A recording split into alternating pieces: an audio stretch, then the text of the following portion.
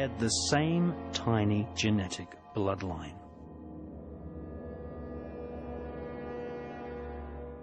This can clearly be seen in a photograph of the British King George V standing beside Tsar Nicholas of Russia.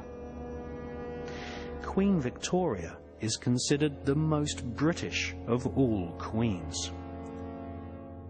Her husband was German, and she wrote letters of state in German. Contrary to what the royal spin doctors have written in the school history books, Queen Victoria was not popular.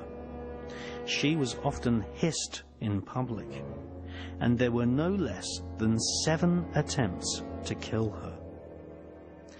Keeping the populace ignorant, using adults and children alike as virtual slaves in workhouses, providing no adequate protection against hypothermia, working every man and woman to exhaustion, and imposing a crippling poll tax was the modus operandi of Queen Victoria and all her relatives sitting on the thrones across Europe. So-called Victorian values allowed children to be used as slave labor. Inhumane slums and widespread poverty was common across the whole of Europe right up until the 1970s. Even now, in the 21st century, large numbers of British people live in concrete boxes without adequate education, and therefore unable to find a profession to lift themselves out of poverty. There are as many homeless people in Europe today as there were 50 years ago.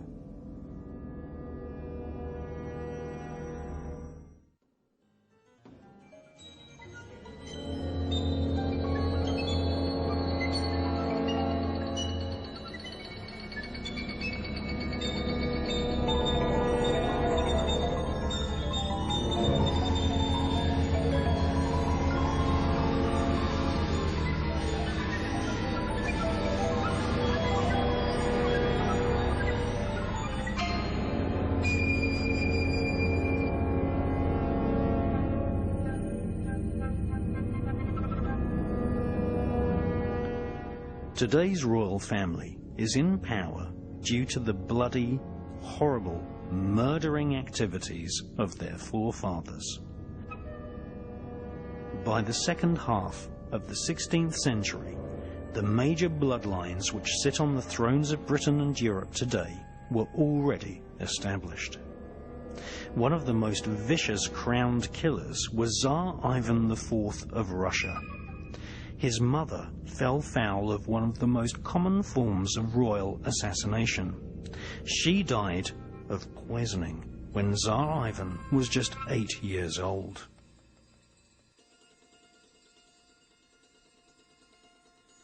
The young Tsar took great advantage of his royal will, what Aleister Crowley described as the royal thelema, a Greek word for willpower.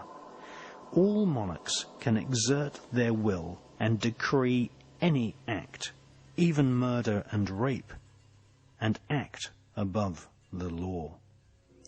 When he was just 9 years old, Tsar Ivan started torturing animals.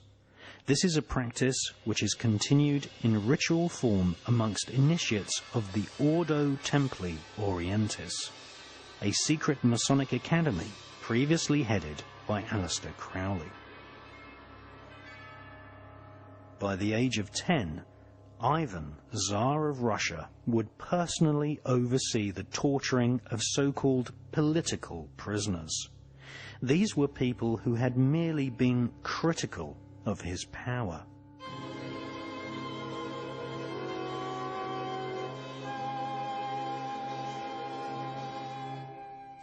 He committed his first rape at the age of 11.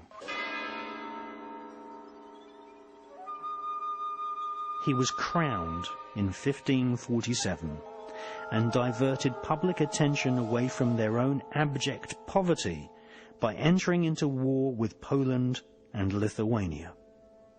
Tsar Ivan took thousands of prisoners and personally supervised their torture, often devising the most wicked torture techniques himself.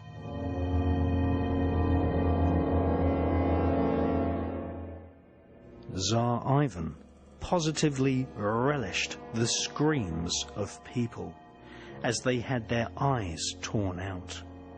Women and even children were disemboweled, mauled by wild bears for his amusement, and people had parts of their bodies cut off and fed to his dogs whilst they roasted alive on a spit. Ivan also threw children into freezing lakes and rivers, and by 1569 he had extended his royal fortunes and property, with 60,000 people having been brutally murdered, many by his own hands.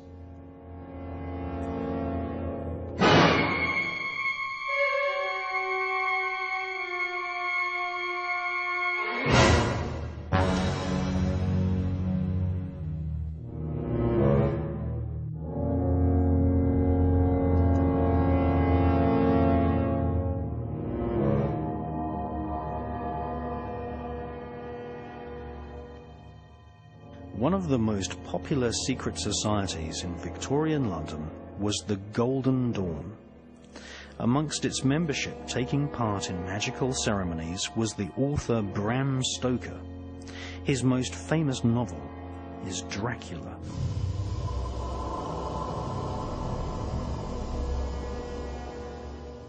The vampirish nature of royal killers is renowned throughout history.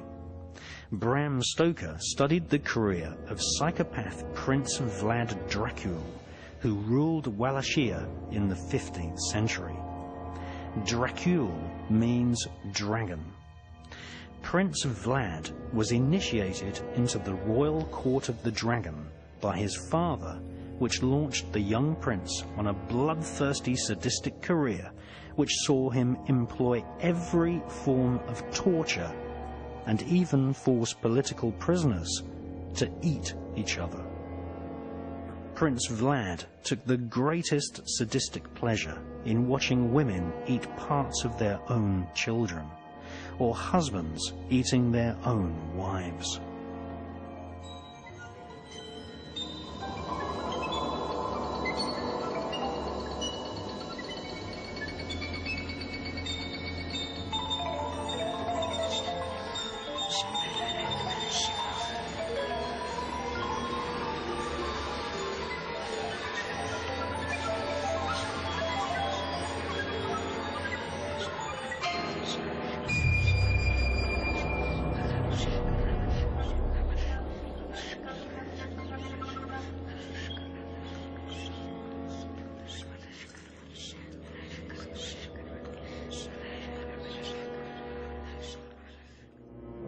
Every British and European monarchy has a history of murder by a brother, cousin, or wife.